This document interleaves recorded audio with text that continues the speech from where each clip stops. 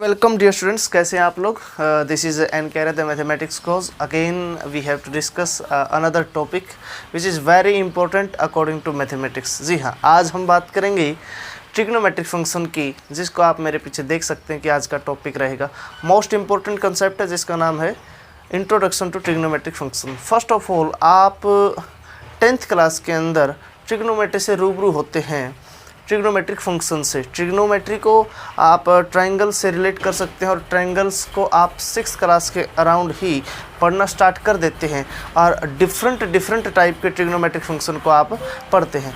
उनमें से एक खास ट्रिग्नोमेट्रिक ट्रायंगल होता है जिसको बोलते हैं हम राइट एंगल ट्रायंगल। और राइट एंगल ट्रायंगल के ऊपर आपको पता है कि एक महान पुरुष आए थे इस अर्थ के ऊपर जिन्होंने पाइथागोरस थ्योरम दी थी, जो कि पाइथागोरस की रिस्पेक्ट में उनको ही दी गई थी। तो वहाँ से पाइथागोरस का प्रयोग करते हुए और हमारे देश के एक बहुत ही महान साइंटिस्ट, बहुत ही महान गणितज्ञ, बहुत ही महान मैथमेटिशियन श्री आर्यभट्ट की देन थी, जिन्होंने ट्रिग्नोमेट्री को हमसे रूबरू करवाया। और फिर बाद में क्योंकि वर्ल्ड के अंदर उठापटक चलती रही, एक देश दूसरे देश के ऊपर आक्रमण करता है और बहुत सारी एजुकेशन सिस्टम को डिस्ट्रैक्ट किया गया, चेंज किया गया, लाया गया, अप्लाई किया गया। और आपको पता है कि लंबे टाइम तक ब्रिटिश लोगों ने पूरे वर्ल्ड के ऊपर बहुत लंबे टाइम तक राज किया था। तो उन्होंने अपनी लैंग्वेज को, इंग्लिश लैंग्वेज को, कि हर कंट्री के अंदर थोप दिया था जहाँ पर भी वो राज करते थे। इसी वजह से हम मैक्सिमम चीज़ों को इंग्लिश लैंग्वेज के अंदर ही पढ़ते हैं। तो इसीलिए आज हमारा डिस्कशन रहेगा कि कितने प्रकार के ट्रिग्नोमेट्रिक फंक्शन होते हैं। मोस्ट इम्पोर्टेंट है कि आप कभी अपने टीचर से क्वेश्चन करके देखना, और कभी टीचर इस बात को शायद इग्नोर कर देते हैं, या फिर अगर आपने भी ये ट्रिग्नोमेट्रिक फंक्शन पढ़े हैं, साइन, कोस, टेन, सीकेंट, कोसिकेंट और कोट, ये 6 प्रकार के ट्रिग्नोमेट्रिक फंक्शन होते हैं। बट क्वेश्चन यहाँ पर ये है कि why these are only 6 trigonometric function, कि 6 ही ट्रिग्नोमेट्रिक फंक्शन क्यों होते हैं, 5, 7, 8 या 10 क्यों नहीं होते। तो इसके पीछे आज का एक कारण है, बहुत छोटा कारण। आप सुनने के बाद आपको भी लगेगा शायद इतनी बड़ी बात नहीं थी, बट फिर भी बहुत सारे टीचर इसको डिस्कस नहीं करते। क्वेश्चन आप पूछेंगे तो शायद आपको इसके बारे में पता चलेगा। तो चलिए हम स्टार्ट करते हैं आज का कंसेप्ट। कहाँ काम करेगा अपना trigonometric function? Right angle triangle के अंदर। राइट एंगल ट्रायंगल का मतलब क्या होता है? जिसके अंदर कम से कम एक एंगल 90 डिग्री का हो। तो हाँ, यहाँ पर हम बात करते हैं कि आपके पास एक राइट एंगल ट्रायंगल है जिसमें आप इसके कॉर्नर पॉइंट्स को कुछ ना कुछ नेम देंगे, ए बी सी, हिंदी में ए बैस है, कुछ ऐसे भी आप रख सकते हैं। ये सिर्फ एक नोटेशन के रूप में होते हैं। बी के ऊपर आपका कौन सा एंगल है? 90 डिग्री का। बाकी जो 2 एंगल है वो कैसे होते हैं? आपके एक्यूट एंगल होता है। एक्यूट एंगल बोलते हैं जो एंगल 90 डिग्री से कम होते हैं।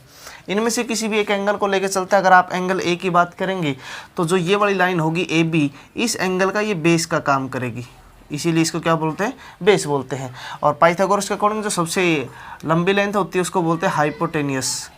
हाइपोटेनियस बोलते हैं इसको। हिंदी में इसको कर्ण भी बोलते हैं और हिंदी में इसको आधार भी बोलते हैं। ये आपका क्या होता है? कर्ण होता है। जो थर्ड साइड बचती है उसको आप एल्टीट्यूड और परपेंडिकुलर, और हिंदी में आप इसको लंब, और इसको आप हाइट का नेम भी दे सकते हैं। ये सभी नेम से इसको जाना जाता है। तो मेनली कंसेप्ट ये होता है कि कुछ बच्चों को इसमें ही कन्फ्यूजन रहती है कि सर बेस किसको लें, परपेंडिकुलर किसको लें। जिस एंगल का आप जिक्र करते हैं वो एंगल किस साइड के ऊपर अपने आप को स्थापित करके रखता है, यानी कि इसके ऊपर वो टिका हुआ है। तो ये वाला एंगल इस साइड के ऊपर टिका होता है, इस एंगल के अकॉर्डिंग ये वाला बेस होगा। बाकी हाइपोटेनस सबसे बड़ी साइड होती है, और थर्ड जो बचेगी आपकी क्या बचेगी? Perpendicular altitude. अगर आप एंगल सी की बात करेंगे तो सी एंगल का जो बेस है, सी एंगल किसके ऊपर टिका हुआ? बीसी के ऊपर। तो ये वाला बेस बनेगा, ये हाइपोटेनस फिक्स है, और तीसरी लाइन क्या बनेगी आपकी? परपेंडिकुलर बनेगी। तो आपका बेस क्या होगा वो डिपेंड करता है कि आपने किस एंगल का जिक्र किया है। तो मेनली यहाँ पर आपको कुछ टीचर रट्टा लगवाते हैं कि कुछ ऐसा पढ़ाया जाता है कि पंडित बद्री प्रसाद हर हर बोले, इस प्रकार से बोल के इस फंक्शन को आप साइन से, इसको आप कोस से, इसको आप टेंजेंट वगैरह से डिनोट कर सकते हैं। इस प्रकार की चीज़ें आपको रटवाई जाती हैं। बट इसका ओरिजिनल मीनिंग क्या होता है? ओरिजिनल मीनिंग आपको बताते हैं। इसमें क्या होता है कि why there are only 6 trigonometric function. Why? क्योंकि आपके पास ट्रायंगल की 3 साइड है, क्योंकि आपके पास ट्रायंगल की 3 साइड है। और जो भी ट्रिग्नोमेट्रिक फंक्शन होते हैं ये क्या होते हैं, एक्चुअल में ये ट्रिग्नोमेट्री के रेशियो होते हैं। रेशियो ऑफ साइड को ही हम बोलते हैं ट्रिग्नोमेट्रिक फंक्शन। तो यहाँ पर कितने प्रकार के रेशियो बनाए जा सकते हैं, ओनली 6 प्रकार के रेशियो बन सकते हैं ट्रायंगल के अकॉर्डिंग। इस वजह से ही, इस कारण से ही एक ट्रिग्नोमेट्रिक फंक्शन आपके 6 ही माने गए हैं, क्योंकि इसको आप 6 ही तरीके से रेशियो में डिवाइड कर सकते हैं। देखिए समझने का प्रयास करते, आपके पास 3 साइड है हाइपोटेनिस, आपके पास बेस और आपके पास क्या है परपेंडिकुलर है। अगर आप जोड़े के साथ लेके चलेंगे, एक बार इसका मैं आपको मतलब बताता हूँ। जैसे मान लीजिए आप परपेंडिकुलर और हाइपोटेनिस का जोड़ा ले सकते हैं, या हाइपोटेनिस और परपेंडिकुलर का, 2 प्रकार से ले सकते हैं। यानी इसको हम लिख सकते हैं P/H और इसको हम लिख सकते हैं H/P। आप किसको ले सकते हैं, H और P का जोड़ा आपने ले लिया, H और B का ले सकते हैं, यानी कि B और H को ले सकते हैं, या H और B को ले सकते हैं। यानी इसको आप लिखोगे B/H, या फिर इसको आप लिखोगे H/B। और तीसरा आपका क्या बन सकता है, P और B का, यानी कि P/B बन सकता है, या B/P बन सकता है।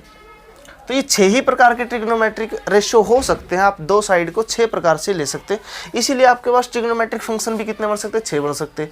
अभी किसको क्या बोलेंगे, किसको क्या नहीं बोलेंगे, ये हमने क्या कर दिया कि डिसाइड कर दिया कि बहुत लंबे टाइम से, जब से ट्रिग्नोमेट्री का यूज़ होता गया तब से इस प्रकार के फंक्शन को साइन, इस प्रकार के फंक्शन को कोस और इसको टेंजेंट का नाम दे दिया।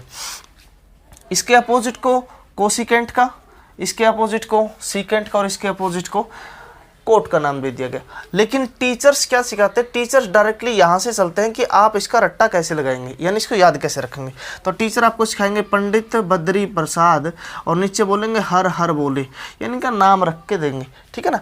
तो आप इस रेशियो को बोलोगे साइन, इस रेशियो का नाम हमने फिक्स कर दिया कोस, इस रेशियो का नाम हमने फिक्स कर दिया टेंजेंट। यानी कि परपेंडिकुलर बाई हाइपोटेनियस को आप साइन से डिनोट करोगे, और बेस बाई में हाइपोटेनियस को कोस से डिनोट करोगे, और परपेंडिकुलर बाई बेस को आप टेंजेंट से डिनोट करोगे। लेकिन अगर इसका उल्टा लेते हैं तो इसके उल्टे को कोसिकेंट से, इसके उल्टे को सीकेंट से और इसके उल्टे को कोटेंजेंट से आप डिनोट करते हो। यहाँ पर एंगल का जिक्र होता है, अगर आपने एंगल यूज़ किया थीटा की फॉर्म में तो आप थीटा का यूज़ करोगे, और अगर बाई चांस जैसे यहाँ पर आपने एंगल ए का यूज़ किया है तो आप इसकी जगह एंगल ए का भी जिक्र कर सकते हैं। किसी क्वेश्चन में बी का यूज़ कर सकते हैं, किसी में टी का यूज़ कर सकते हैं, किसी में सी का। वो अकॉर्डिंग टू क्वेश्चन सिर्फ एक नोटेशन होती है। जैसे किसी बच्चे का नाम हमने कुछ भी रख दिया, आशीष, अक्षय, शुभम, अमित, अजय, कुछ भी आप नाम रख सकते हैं। तो आप फिर बाद में ये नहीं बोल सकते कि इसका नाम अजय ही क्यों है, इसका नाम आर्यन क्यों नहीं है। अगर उसका नाम आर्यन होता तो फिर आप कुछ और क्वेश्चन कर सकते थे। तो ये तो सिर्फ नोटेशन के लिए होता है कि नोटेशन के लिए हम इनको कोई भी एंगल वगैरह हम इसमें यूज़ कर सकते हैं। इसी को आप T1 बोल सकते हैं, इसी को आप एंगल X से डिनोट कर सकते हैं, Y से डिनोट कर सकते हैं। तो यहाँ पर हम एंगल X का यूज़ करेंगे, यानी इसी को आप ऐसे लिख सकते हैं साइन X हो सकता है। कोई भी वैल्यू आप यहाँ यूज़ कर सकते हैं, स्मॉल लेटर में, कैपिटल लेटर में, वो अपनी मर्जी होती है। क्वेश्चन की डिमांड भी होती है, उसके अकॉर्डिंग हो सकता है। बट मेनली बात यह है कि अपने पास ट्रिग्नोमेट्रिक फंक्शन 6 ही क्यों होते, क्योंकि ट्रायंगल की 3 साइड को हम 6 ही प्रकार से रीअरेंज कर सकते हैं। इसके अलावा किसी और तरीके से आप हो ही नहीं सकता, 6 से ज़्यादा कोई आपका रेशियो बनेगा ही नहीं। तो 6 ही प्रकार के रेशियो बन सकते हैं, इसीलिए 6 ही प्रकार के ट्रिग्नोमेट्रिक फंक्शन यूज किए जाते हैं। मिलते हैं नेक्स्ट वीडियो में नेक्स्ट टॉपिक के साथ।